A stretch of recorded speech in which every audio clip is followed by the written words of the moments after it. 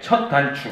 지금 나라가 무너지는 상황이잖아요. 그래서 구국의 때인데, 구국을 해야 되는 그런 때인데, 뭐 선거를 통해서라도 구국을 해야 되는데, 첫 단추는 투표하는 것도 물론 중요하지만, 투표는 사실 민주주의의 뭐라 그러죠? 꽃이라 그러잖아요. 민주주의의 뿌리는 아니에요. 민주주의의 뿌리이거나 민주주의의 줄기, 이런 것들을 더 튼튼하게 해야 우리가 투표 같은 그런 행위들을 우리가 누리면서 민주주의를 만끽할 수 있는 것인데, 그러지 못하고 있기 때문에 뿌리를 다져야 된다. 근데 그 첫 단추가 우리 대한민국 국민이라면 이승만 대통령을 바로 아는 것이다 라고 저는 생각을 합니다. 그래서 1776 연구소라고 되어 있는데요, 너무나 잘 아셔서, 미국의 독립연도인데 대한민국의 청소년 청년들에게 미국의 독립정신을 알리는 것을 목표로 하고 이제 단체를 이끌고 있습니다. 이 단체에서 대표적으로 하는 것이 뭐냐면은 미국의 청년들을 데려가는 거예요. 그래서 작년에 53명을 데리고 청소년부터 청년들 데리고 동부 여행을 하는 겁니다. 근데 무슨 뭐 유학, 뭐 대학 여행 이런 거 많이 가는데, 그게 아니라 오로지 이승만 대통령의 발자취를 따라서 갑니다. 이승만 보스턴부터 시작해서 프린스턴, 뉴욕, 프린스턴, 그리고 또 필라델피아, 워싱턴 DC까지 독립운동과 유학 시절 했던 그거를 이제 우리가 따라가면서 동시에 이승만 대통령의 발자취뿐만 아니라 미국의 독립과 건국의 역사를 배웁니다.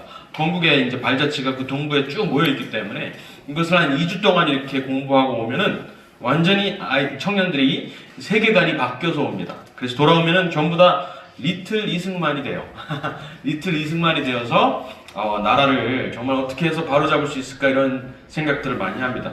최근에 뭐 여기 앞에 나와 있는 여기 책자들 보니까 다 아마 같은 생각이실 것 같아요. 자, 이렇게 말씀드리면은 이번에 이제 탄핵이 있었고 그랬잖아요. 그래서 탄핵, 근데 여기에 대해서 2030 세대가 막 일어나서 그래도 시국선언을 담대하게 대학교에서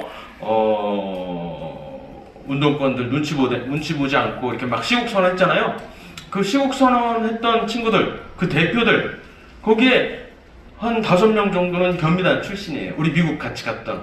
리틀 이승만을 이렇게 키워놨더니 이 친구들이 이렇게 활약을 또 하는 겁니다. 그래서 너무나 중요한 일이라고 저는 생각을 하고, 그래서 올해도 1월에 또 갔다 왔어요. 물론 규모는 한 20명으로 줄였지만 올해 8월에도 50명 데려갑니다.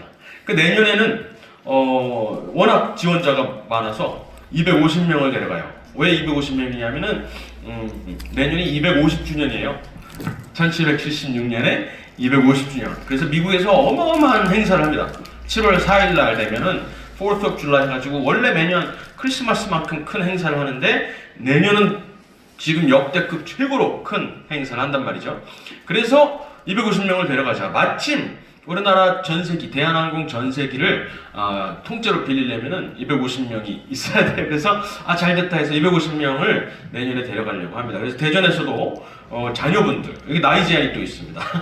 나이 제한 2030만 데려가게 하기 때문에 자녀분들이나 또 친척분들, 조카분들 이렇게 보내주시면은 저희들이 같이 가서 완전히 세계관을 리틀 이승만으로 만들어서 오도록 하겠습니다.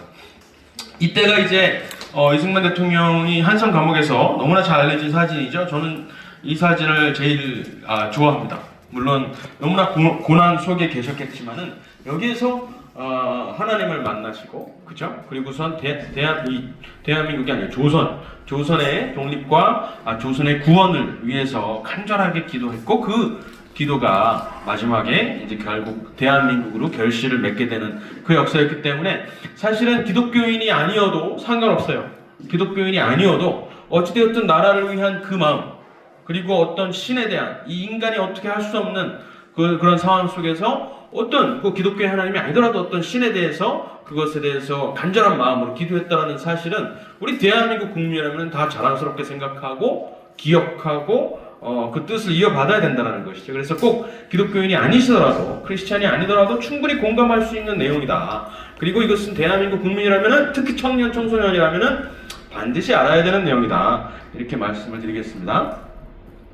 그래서 운하를 바로 알려면은 무엇보다도 이 독립정신을 읽어야 돼요. 이 독립정신을 한성 감옥에서 쓰셨고, 나중에 이제 박용만을 통해서 캘리포니아에서 먼저 출판이 되고 그랬었는데 이 독립정신에 다 읽어보셨죠?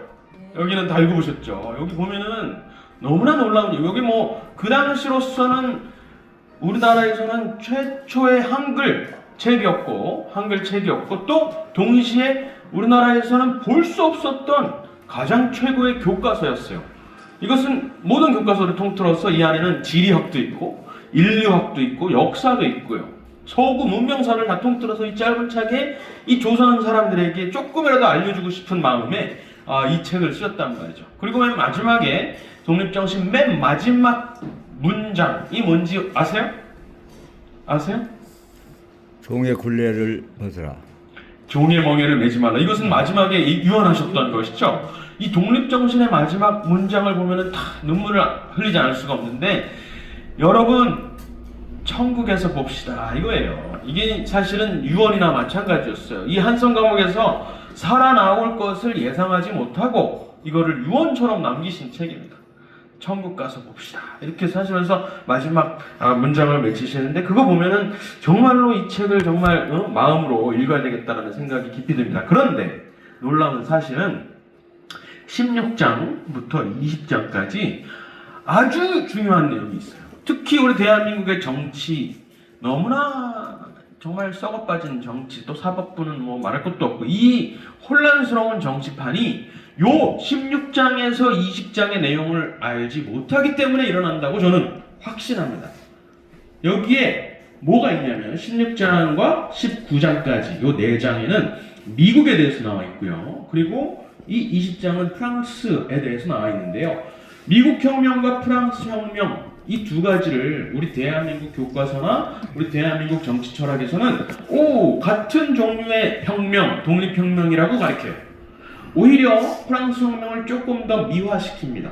영화나 이런 것들을 통해서 뭐 레미제라블 뭐 이런 영화들을 통해서 프랑스 혁명은 이 민중들이 저기 뭐예요? 귀족들과 왕정들을 상대로 혁명을 일으킨 것이다. 국민혁명이다. 이렇게 가르치고 미국 혁명은 뭐 그런 게 있었어. 그렇지만은 프랑스 혁명에 비하면 뭐 아무것도 아니야. 이 정도로만 가르쳐요. 실제로. 그렇지만 보수와 진보의 차이, 그죠? 그리고 우파와 좌파의 차이, 이 차이가 사실은 이 미국 혁명과 프랑스 혁명의 차이를 아는 것에서 시작한다는 거예요. 그런데 이 차이를 모르고 우리나라 어디 교과서에서도 이 차이를 가르쳐주지 않으니까 그냥 여기에다가 하나를 더해요. 영국의 명예혁명이라고 있어요. 1688년, 이 미국 혁명은 1776년, 아까 제가 말씀드렸죠. 그리고 프랑스 혁명은 1789년. 몇 년, 한 10여 년, 15년 차이로 이렇게 세 혁명이 있었는데 이 세 가지 국민혁명을 가지고 통틀어서 그냥 근대 세상을 만든, 근대 정치 환경 체제를 만든 국민혁명이다. 이렇게 통틀어서 가르친단 말이에요. 그렇지만 이 두 개를 구분하는 것이 보수와 진보의 구분을 아는 것이고 좌파와 우파의 구분을 아는 거예요. 실제로 그러하단 말이죠. 프랑스 혁명 당시에 이렇게 의회에서 이렇게 앉았을 때 오른쪽에 앉은 사람들이 지롱드파, 왼쪽에 앉은 사람들을 자코벤파라 그래가지고 이 우파와 좌파가 그때 나눠졌어요. 그리고 이 프랑스 혁명에 대해서는 이거는 극구 반대해야 돼. 이거는 하나님을 대적하는 것이고 질서를 무너뜨리는 것이고 파괴적인 것이야. 그렇지만 12년 전에 있었던 미국 혁명은 맞아, 옳은 혁명이었어 라고 했던 사람이 누구냐면 영국의 버크라는 사람인데 이 버크가 요즘 뭐라고 하냐면은 보수주의의 아버지라고 불리거든요. 그러니까 실제로 이 프랑스 혁명에서 보수와 진보 또는 좌익의 구분이 생겨났다라는 거예요. 그런데 요거를 구분하지 못한 채 우리나라의 뭐 보수 정당 또는 좌파 정당, 진보 정당이라고 하고 있으니 이게 어떻게 제대로 잡히겠어요? 보수도 보수가 정당 노릇을 못하고 있는 것이고 좌파는 뭐 끝까지 가는 거죠. 뭐 혁명 끝까지 가는 거죠. 그 끝은 북한 유토피아처럼 되려고 하는 것밖에 안 되는 겁니다. 그러니까 대한민국 정치판을 보면은 이 뿌리, 근원, 사실은 운암 이승만 대통령께서 감옥에서부터 이미 터득하셨던 그것만 알아도 지금 정치판이 이렇게 망가지지 않았을 것이다라고 생각이 드는 겁니다. 그래서 오늘 사실은 운암을 바로한다라는 것은 결국 미국의 혁명이 무엇을 의미하고 프랑스의 혁명이 무엇을 의미하는지를 우리가 제대로 아는 것이라고 생각을 합니다. 이승만의 생애도 여기 양력이 잘 정리가 되어 있더라고요. 이승만의 생애도 너무나 중요하고 이승만의 독립운동도 너무나 중요한데 이승만의 정신, 그 독립정신이 무엇이었느냐 라는 것을 분명히 알아야 대한민국, 무너져가는 지금 대한민국을 바로 세울 수 있다라고 말씀드리는 겁니다. 그리고 또 한 가지 말씀드릴까요? 여기 독립이라고 되어 있잖아요. 이 독립은 어떤 독립일까요? 조선의 독립이겠죠. 근데 어떤 나라로부터의 독립? 일본이거나 청나라, 중국, 그죠? 청나라였죠. 그 당시에는 청나라인데 일본으로부터의 독립도 나중에는 해당이 돼요. 일본으로부터 이제 그거 되니까. 근데 마지막에 천국에서 봅시다 이렇게 끝난다 그랬잖아요. 이 처음부터 읽을 때는 나라의 독립이라고 인식이 돼요. 그런 식으로 유도를 하세요. 근데 마지막으로 갈수록 이것은 이 나라의 독립이 아니에요. 악의 독립? 어? 악으로부터 독립? 그런 것도 될 수 있어요. 뭐냐면은 신 앞에서 홀로 선다라는 뜻의 독립이에요. 신 앞에서 홀로 선다. 독립이라는 것이에요. 그래서 마지막에 천국에서 봅시다. 우리는 다 하나님 앞에, 신 앞에 다 똑같은 존재다라는 것을 고백하는 게 마지막에 나와요. 그랬기 때문에 독립을 새로 해석할 여지가 있다라고 이제 잠깐 말씀드리고 넘어가도록 하겠습니다. 이게 혹시 뭔지 아시나요? 이게 몇 년, 한 4년 됐나? 5년 전에 월남 이상제 아시죠? 월남 이상제가 불쾌하지 않으시나요? 소리 괜찮으세요? 좀 줄일까요? 그죠? 그 월남 이상제 선생님의 손자가 자기 할아버지의 유품 중에 이거를 발견하고 이것을 독립기념관에다가 기증을 했어요. 이게 뭔고 하니 이상제가 한성 감옥에서 가지고 나온 책이에요. 뭐냐 하면은 뭐 같으세요? 도서 대출장입니다. 도서 대출장. 이게 뭐냐면은 사람들이 아직도 이거 분석을 막 하고 있는데 한성 감옥에 우리가 알다시피 한성 감옥에는 도서관이 있었어요. 이승만 대통령께서 거기다가 도서관을 어마어마한 많은 책들을 차입을 해가지고 도서관을 차리고 거기에서 독립운동을 하고 아이들을 가르치고 했잖아요. 심지어 고종의 서가에 있는 책보다 여기에 있는 서양 책들이 더 많다는 얘기까지 있었어요. 그 정도로 어마어마한 많은 책을 가지고 복당이라고 불렀는데 감옥에서 한성 감옥에서 이걸 가지고 있었는데 이 책을 누가 대출하는지 대출장까지 가지고 있었다는 거예요. 그 안에서 그거를 이상제가 나중에 풀려났을 때 이걸 가지고 남은 겁니다. 그거를 지금까지 자기 혼자 가지고 있다가 5년 전에 손자가 이거를 독립기념관에 기증을 한 겁니다. 얼마나 중요한 기록이에요? 이거를 보면은 그 당시에 그 감옥에 있었던 사람들이 이승만을 포함해서 김구도 있고 뭐 김용만, 박용만, 또 이상제 이런 사람들이 무슨 책을 읽고 어떤 나라를 꿈꾸는지 우리가 알 수 있을 거 아니에요. 근데 이거를 지금까지 숨겨놨다는 게 참 억울한데 어쨌든 이걸 보니까 어떤 책을 가장 많이 읽었을까? 여기는 성경은 포함되지 않습니다. 왜냐하면 성경은 어차피 감옥에 대출해서 보는 게 아니라 감옥에 항상 비치가 돼 있었어요. 그래서 그걸 항상 읽었던 것이고 성경을 제외하고 무슨 책을 많이 읽었을까 보니까 세봤더니 이승만, 김구, 이상제가 제일 많이 읽었던 책은 유몽천자라는 거 혹시 들어보셨나요? 유몽천자라는 책인데 이것은 선교사 제임스 게일이라는 선교사가 직접 조선 사람들이 한글을 익힐 수 있도록 하기 위해서 만든 한글 교과서입니다. 그런데 한글 교과서도 우리나라에서 쓴 게 아니에요. 다 선교사님들이 만들어줬어요. 그런데 그 한글에 예문 있잖아요. 예문이 뭐냐면은 전부 다 미국의 독립 역사, 독립 선언문 이런 것들을 가지고 예문을 써놓은 거예요. 그러니까 이걸 읽으면은 자연스럽게 뭘 익혀요? 미국의 독립 역사와 개화 사상 그리고 자유 사상을 접하게 되는 겁니다. 이거를 가장 많이 읽었다라는 거예요. 한글을 읽으려는 것 그런 것도 있었겠지만은 그것보다는 그 안에 있는 내용을 보기 위해서 그랬다는 것이고 태서신사는 뭐냐 하면은 누가 썼는지는 미상이에요. 누가 알 수가 없어요. 저도 못 찾겠는데 프랑스 혁명에 대한 얘기입니다. 프랑스 혁명. 이 두 가지만 봐도 이 감옥에 있는 사람들이 미국의 혁명과 프랑스의 혁명을 제대로 탐구하고 비교하고 분석했다는 것을 알 수가 있는 것이죠. 그만큼 이 차이는 중요한 것이에요. 그런데 우리나라에서는 프랑스 혁명과 미국 혁명이 똑같은 것으로 지금도 가르치고 있고 대학에 가도 똑같은 것으로 가르쳐요. 미국 혁명을 가르쳐주지 않는다고 하는 게 더 정확하겠죠. 이게 우리나라 지금 우리가 처한 이 정치적인 뭐랄까요, 난맥이랄까, 이 내홍이랄까요, 이것의 근원이라고 할 수가 있어요. 뿌리에 이 문제가 있다는 것입니다. 이거를 제대로 하는. 그리고 좀 나가다 청일전쟁 역사가 있고 자서조동이라는 게 있어요. 자서조동은 무엇이냐면은 유학을 비판하는 건데 무엇에서 기독교적인 사관에서 유학을 비판하는 거예요. 그리고 또 여기 뭐 있냐면 경학불명정이라는 책이 있는데 서구 정치 체제와 근대 사상을 배우는 책이라는 것이죠. 배제학당에서 물론 선교사들 아펜젤러 선교사를 통해서 이승만은 독립 정신과 자유 사상을 깨달았어요. 그렇지만 개종은 아직 하지 않았습니다. 그렇지만 한손 감옥에서 죽음을 눈앞에 두고 이 칼을 썼다고 그러죠. 칼 이렇게 목에다 칼을 쓰고 언제 죽을지 몰라요. 몇 번은 아버지가 찾아와가지고 이승만 시신 어디 있냐고 이승만이 죽은 줄 알고 아들 죽은 줄 알고 이승만 시신을 죽었는데 아직 안 죽었어요.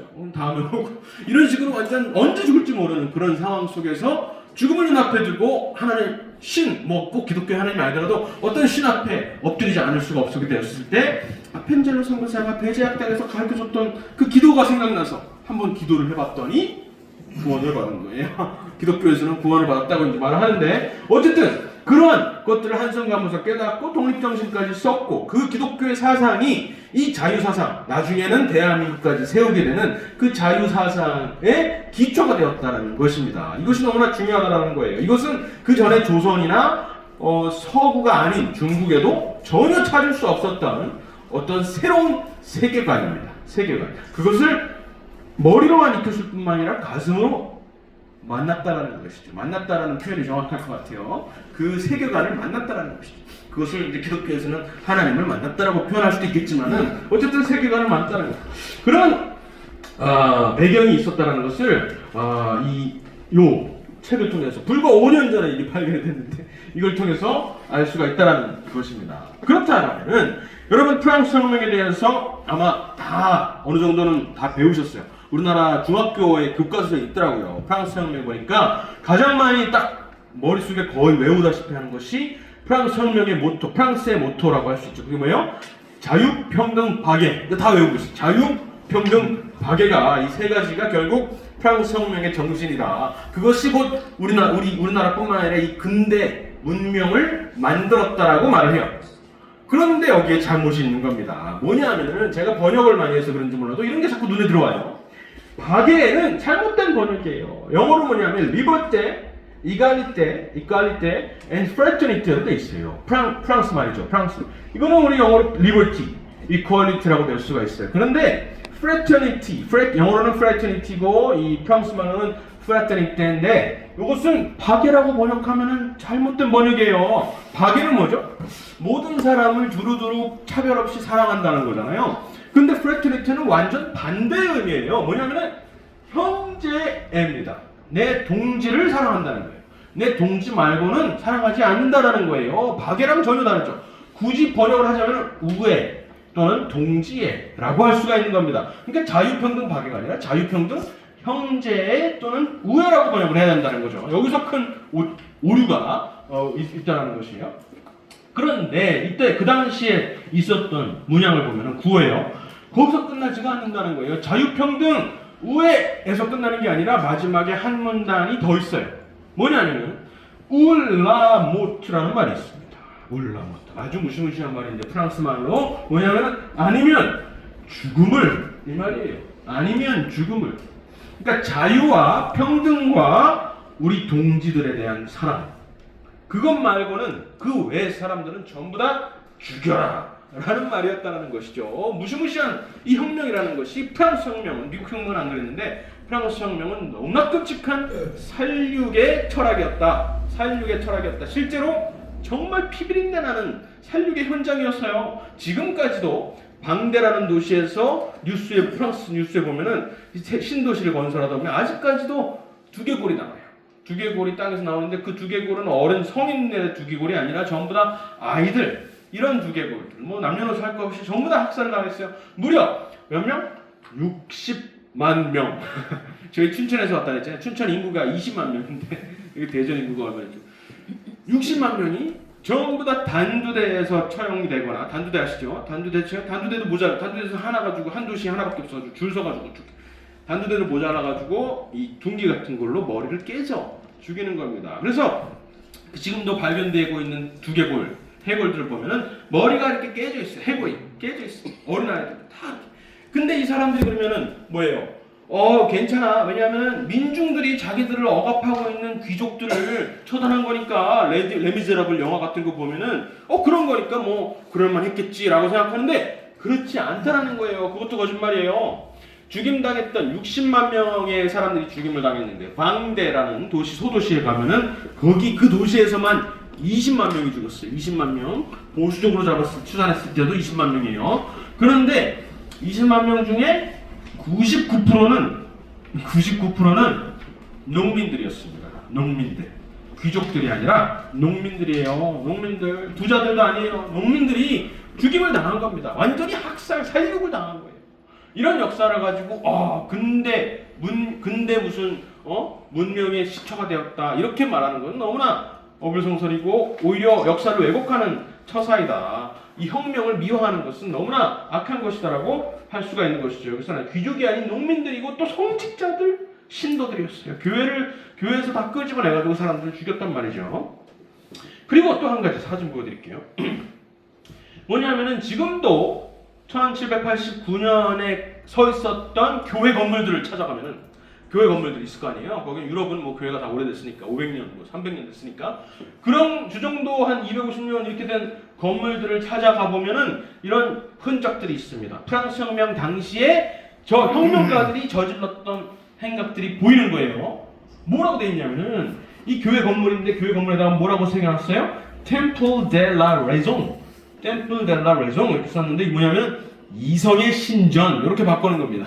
뭐 요즘에는 뭐 노트르담 성당 요즘에 얼마 전에 불타가지고 새로 재건했죠. 노트르담 성당 이렇게 써 있었을 거 아니에요. 이거를 지워버리고 Temple de la Raison 이렇게 써는 겁니다. 여기는 뭐라 돼 있어요?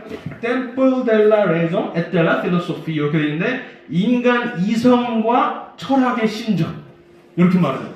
그러니까 이 교회에서는 뭘 섬기겠어요? 하나님을 섬기겠죠. 기독교인이 아니더라도 어쨌든 다 하나님을 성당이든 뭐든 하여간 하나님 신을 섬기는데 그 신을 싹 빼버리고 신에다가 그 자리에다 뭘 올려놔요? 우리 인간들의 이성 그리고 우리 철학 이런 걸 섬겨요. 그 안에 성경책이 있을 거 아니에요. 성경책을 다 싹 다 불토해버려요. 그리고서는 거기서 뭘 읽느냐? 볼테르 아시죠? 볼테르의 철학책을 읽어요. 그리고 루소 아시죠? 루소의 철학책을 낭독을 합니다. 낭독을 해요.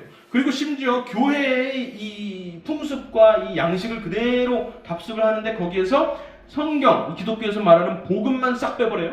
복음만 싹 빼버리고 다 할 건 다 합니다. 예를 들어서 심지어 농민들이 와가지고 고해성사도 해요. 근데 고해성사를 누구한테? 신부들은 얘네들이 다 죽여버렸어요. 누구한테 고해성사를 할까요? 나 죄를 졌어요. 누구한테 해서 누구한테 이걸 고백하냐요? 혁명가한테 고백을 합니다. 혁명가가 거기에서 대제사장이 돼 있는 거예요. 그래가지고 나한테 와서 고백해. 무슨 죄를 졌니? 그래서 죄를 고백하면 뭐라고 말하냐면은 내가 인간 이성의 이름으로 너의 죄를 사한다. 이렇게 뭐라 그러죠? 기독교에서는 뭐 성부와 성자와 성령의 이름으로 뭐 이렇게 말하는 거를 인간 이성과 철학의 이름으로 너의 죄를 사한다. 마음 편히 가라. 이렇게 한다라는 거예요. 실제로 그게 다 기록에 있다는 것이죠. 놀랍죠? 그러니까 결국에는 프랑스 혁명을 뭐라고 부르냐 하면은 프랑스 혁명을 나중에는 여기 안 쓰는데 프랑스 혁명을 뭐라고 하냐면 반기독교 그렇죠. 인본주의 반기독교화 또는 비기독교화라고 불러요. 영어로는 Dechristianization 해가지고 기독교를 말살시키는 그러한 운동이었다라고 부르는 겁니다. 그리고 이것은 종교의 형태를 그대로 띄었기 때문에 종교를 폐하려고 했어요. 기독교를 없애려고 했지만 어쩔 수 없이 종교의 형태를 띠고 기독교를 폐하려고 했기 때문에 뭐라고 부르냐면은 반기독교 종교 운동이라고 부르는 거예요. 종교 운동인 거예요. 이것도 너무나 신기하죠? 그러다가 결국에는 얘네들이 뭘 해요? 기독교의 문명을 다 없애버리려고 해가지고 혁명 1789년 그 혁명 연도를 제1년으로 딱 합니다. 그리고선 달력을 갈아엎는 거예요. 달력을 다 갈아엎고 그때 1년, 2년, 3년 이런 식으로 하고 나중에는 결국에는 그 혁명이 실패하죠. 실패해가지고 나폴레옹이라는 또 다른 황제가 나타나서 내치를 못하니까 다 때려 부수려고 하니까 바깥으로 향하게 됩니다. 그래서 영국을 쳐들어가는 거예요. 영국을 쳐들어가고 유럽을 제패하고 하는 겁니다. 어쨌든 실패한 혁명이었는데도 불구하고 이것을 두고 우리나라뿐만 아니라 많은 나라에서 근대 문명의 출발점이다 이렇게 찬양을 하고 있다는 것이죠. 이 프랑스 혁명보다 12년 전에 있었던 미국 혁명이 있는데 이 미국 혁명은 유혈 혁명도 아니었을 뿐더러 유혈 혁명이 아니었어요. 몇 명이 죽었긴 했지만 뭐 몇십만 명이 이게 아니라 몇백 명이 죽었어요. 그리고 이것은 정말로 삼권 분립의 체제와 자유민주 우리가 누리고 있는 그 자유민주주의 체제의 뿌리가 되는 그러한 혁명이었어요. 바람직한 혁명이었어요. 이 혁명은 우리가 배우지도 않아요. 우리는 누리는 것은 미국의 혁명에서 태어난 자유민주주의인데 우리가 머릿속에서 배우고 있는 사상은 프랑스 혁명의 사상을 답습하고 배우고 있는 것이. 그러니까 정치가 바로 설 리가 없고 보수당이라고 있지만은 보수주의적인 색깔은 전혀 없고 오로지 그냥 보신주의 또는 그냥 좌파 따라가기 급급한 그런 당밖에 안 된다는 것이죠. 그래서 정말 이 문제 뿌리가 여기 있다는 것을 아셨으면 좋겠고요. 이 사진을 기억하세요. 그리고 또 두 번째. 아까 자유평등 박애가 잘못된 번역이었다. 이게 이제 우리가 재인식을 해야 되는 역사를 바로잡아야 되는 것이고 두 번째 뭐냐면은 이 국민주권 또는 주권재미라는 이 사상이에요. 여기에서 민은 뭐죠? 국민 할 때 민, 그리고 재민 할 때 이 민은 뭐예요? 우리 집단 민족을 말해요? 아니면 우리 개개인 시민을 말해요? 민족이라고 생각할 수도 있죠. 그죠? 그런데 우리 자유민주주의를 생각해 봤을 때 이것은 개개인 시민을 말해요. 우리 기분 나쁘게 동료 시민이라고 한동훈이가 말하는 죄송합니다. 어쨌든 동료 시민이라고 말하는 동료 시민이 참 너무나 좋은 말인데 이 자유민주주의에서 어쨌든 시민이야. 개인 시민을 뜻한다라는 거예요. 그런데 이것을 집단 민족으로 인식을 하기 시작하면은 우리 사고에 굉장히 큰 오류가 생기는 거예요. 북한의 인민민주주의와 다를 바가 없는 그런 사고가 생긴다는 것입니다. 이것은 개개인으로 인식을 해야 되는 거예요. 개개인, 국민, 한 사람 한 사람. 그래서 모든 사람한테 뭐가 있어요? 똑같은 투표권이 있는 거잖아요. 모든 사람은 존엄하기 때문에 물론 성인이 돼야 되죠. 성인이라면 남녀 할 것 없이 똑같은 한 표를 가지고 있다는 그 주권 사상이 모든 사람한테 똑같은 주권이 있다는 그게 주권 재민이라고. 그러니까 한 사람 한 사람을 의미한다는 거죠. 그런데 프랑스 혁명에서는 그게 아니었어요. 우리나라 말로는 똑같이 국민이라고 번역이 되지만은 이것을 원어를 따져보면 프랑스 말 또 미국의 영어 이걸 따져보면 다른 것을 말하고 있다는 거예요. 너무 억울하지 않으세요? 너무 억울하잖아요. 이게 잘못 배우고 있는 거예요. 예를 들어서 프랑스 혁명 당시에 그 당시에 이제 발표했던 선언문이 있어요. 인간과 시민의 권리라고 그래가지고 유명한 문헌입니다. 여기에 보면은 이런 말이 있어요. sovereignty 주권은 어디에 있느냐? 본질적으로 nation에 있다. 아니 이 문서의 제목이 뭐라고요? 문서의 제목은 시민과 인간의 권리 선언 이렇게 떠올리죠. 시민과 인간의 권리. 그러면은 주권은 시민한테 있다 이렇게 말하든가 주권은 인간한테 있다. 인간 한 사람 한 사람한테 있다 이렇게 말해야 되잖아요. 그리고 우리가 이해하고 있는 주권 재미는 바로 그것을 의미해요. 근데 여기에서는 뭐라고 돼 있어요? 네이션이라고 돼 있다는 거예요. 네이션은 국민 한 사람 한 사람을 뜻하는 게 아니라 이 민족 집단을 말하는 거예요. 프랑스 민족 집단을 말한다는 겁니다. 거기다가 한 걸음 더 나가서 오해할까봐 확실하게 하는 겁니다. 이 다음 문장에 뭐라고 되어 있는지 알아요? 주권은 그 어떤 한 개인에게 있을 수 없다 이렇게 말해요. 완전히 달라요. 우리가 이해하는 자유민주주의랑 완전히 달라요. 미국에서 미국에서 독립혁명 또는 보수주의 정신은 분명하게 이거를 말합니다. 미국의 보수주의 철학자들한테 보수주의의 정신을 5단어로 요약해라 라고 말을 하면은 sovereignty resides in the individual 이렇게 말을 합니다. 주권은 누구한테 있어요? 개인한테 있다는 거예요. 주권은 각 개개인한테 있다는 겁니다. 그 사상은 나중에 나오겠지만은 오로지 기독교 사상에서밖에 나오지 않아요. 기독교가 뭐죠? 기독교의 그 모든 사람이 동등하게 하나님의 형상대로 창조되었다라는 거기에서밖에 나오지는 않는다는 거예요. 그랬을 때 그렇다면 대한민국을 우리가 프랑스 혁명을 인정한다라면 이 대한민국은 이 민족 네이션을 뜻해요? 아니면 이 개개인 우리 국민 개개인을 뜻해야 돼요? 개개인 국민 개개인을 뜻해야 되는데 우리가 인식하기로는 민족 전체를 뜻한다는 거예요. 민족 전체를 뜻하기 시작하면 어떻게 되냐면은 북한에서 말하는 백조 혈통 또는 우리 민족끼리 이런 속임수에 넘어간다는 겁니다. 그리고 또 반일 민족주의, 반일 종족주의 이런 거에 우리가 휘말려가지고 개개인의 어떤 주권을 외치기보다는 우리 집단 민족의 정체성을 더 드러내는 거예요. 개개인을 희생해서라도 그게 바로 북한이 하고 있는 거거든요. 하나는 전체를 위하여, 전체는 하나를 위하여. 얘네들의 구호 있잖아요. 말도 안 되는 구호. 이런 것들을 통해서 결국에는 개인을 말살시키고 자유를 파괴하고 전체주의를 나가는 방향이다. 그래서 이 국민이라는 뜻, 대한민국이라는 뜻, 주권적인 국민 주권에 대한 뜻도 우리가 지금 모호하다는 겁니다. 프랑스 혁명의 정신과 미국 혁명의 정신을 구분하지 못하기 때문에 이것이 아주 중요한 사실입니다. 그렇다면 프랑스 혁명이 얼마나 우리가 잘못 인식하고 있는지를 배웠는데요. 그렇다면 미국 혁명은 무엇이냐라고 했을 때 이따 예를 들면서 우리가 말씀을 드리겠지만 도식적으로 한번 구분을 해보자면 프랑스 혁명은 일단은 뭐 진보라고 할 수도 있고 보수의 반대니까 진보라고 할 수 있지만 이 진보는 더 좋은 상황으로 나아가자 이런 사전적 의미의 진보가 아니에요. 사전적 의미의 진보가 아니라 진보주의라고 하는 것은 뭐냐면은 유토피아를 향해서 나간다는 겁니다. 완벽한 무어의 어떤 그런 공산주의라든가 이런 어떤 세상을 향해서 나간다는 뜻이에요. 그 유토피아를 이루기 위해서는 어떠한 수단과 방법도 가리지 않는다는 아주 무시무시한 사상입니다. 진보 사상에 의해서 일어나는 게 나치의 홀로코스트이고 또 스탈린의 많은 학살이고요. 마오쩌둥의 대학진 운동, 문화혁명 이런 것들이에요. 진보는 무서운 겁니다. 우리가 사전에서 찾는 좋은 것이라고 인식하면 잘못된 겁니다. 적어도 정치 철학에서는 그렇다는 말입니다. 진보주의 또는 이제 영어의 자유주의인데 리버럴이라고 하면은 이제 보통 좌파를 말합니다. 미국에서는 유럽은 아니지만은 그런데 얘네들은 뭘 믿냐면요. 이 진보 또는 프랑스 혁명가들은 뭘 믿냐면 인간 위에 있는 어떤 법을 믿지를 않습니다. 우리 인간의 이성이 최고 존엄이에요. 인간의 생각하는 그 존엄. 아까 템플델라라서 이성의 신전이라고 했잖아요. 그것이 곧 최고의 존엄입니다. 그래서 그 이상에 있는 어떤 도덕법이라든가 상위법, higher law라는 게 없어요. 믿지를 않아요.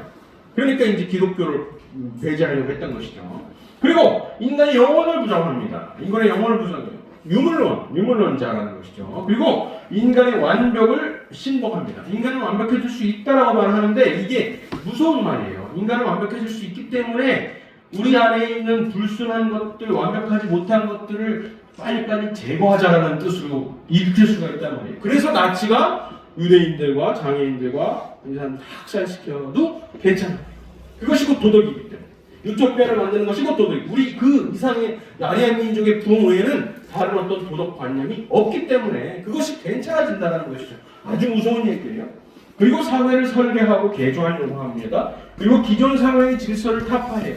기존 사회의 질서를 이 혁명주의라고 하죠. 혁명주의. 그리고 여기에서 나오는 게 뭐예요? 국가사회주의가 아까 말했던 나치입니다. 나치라는 말을 풀어보면은 나치오날 소시알리즘인데 그것이 곧 국가사회주의라는 뜻입니다. 그리고 인민민주주의는 뭐예요? 소련이죠. 소련. 스탈린, 소련. 인민민주주의 또는 직접민주주의에 대해서 직접민주주의는 좋은 거 아니야? 이렇게 생각할 수 있죠. 우리 지금 877에도 직선제를 했는데 사실은 근데 직접민주주의라는 것은 사실은 위험한 사상입니다.